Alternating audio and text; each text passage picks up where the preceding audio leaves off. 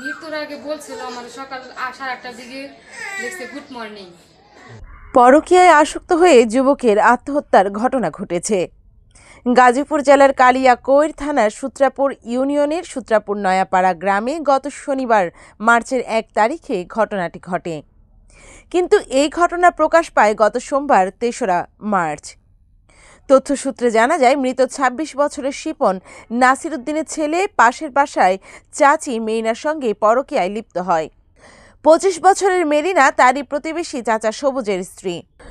গত শনিবার সকাল আনুমানিক 9 ঘটিকার সময় শিপন ও মেরিনার মাঝে কথোপকথন হয়।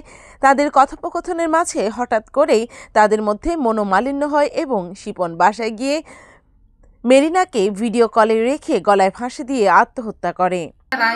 সে তারপর 5 মিনিট পরে আবার ফোন দিছে, আর ফোন ধরে না। পরে আমি হয়তো হাত টাত কাটবে বা কোনো কিছু ঘুমের ওষুধ টষুধ খাবে, এরকমটা করে। পরে আমি এখন কি করবো?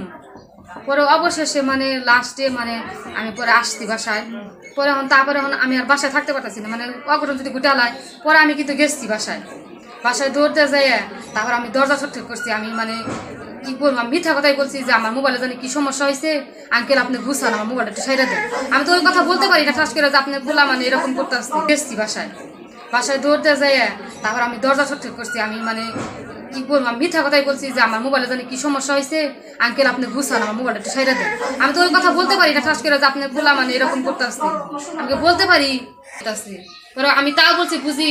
আমার হাজবেন্ড ফোন দিতে আসছে, আমি জীবন তুলে আমার দেখা ইয়েতে যেমন একটু তাড়াতাড়ি একটু গুছাইতে পারো না। পরে সবাই বলে কি কয় ও এরকমই। তার বোন বলতেছে কি দেহ কার শট করে মইরে রইল নাকি কি, এ কথা বলছে। আমি আবার কইছি আলাবেলা। আমি তখন আরো ভয় পাই, আমি জোরে জোরে ডাকাইছি আঙ্কেল আঙ্কেল আঙ্কেল উঠেন, আমার একটু মোবাইলটা দেখেন। সে কোনো সারা শব্দ না। পরে বুঝি কয় কি, তার মা বুঝি কয় কি কয় তুই যা ইটু পরে দেশ দরজা গুছাইবো নি, গুছাইলেই কানে ইয়ারফোন দেখাই শুনে না তো গুছাইলেই তোর আমি ডাক দিমনি, তুই হেরা নিস।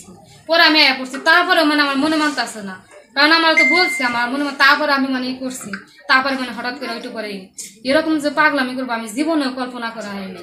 Babita Akter, staff reporter.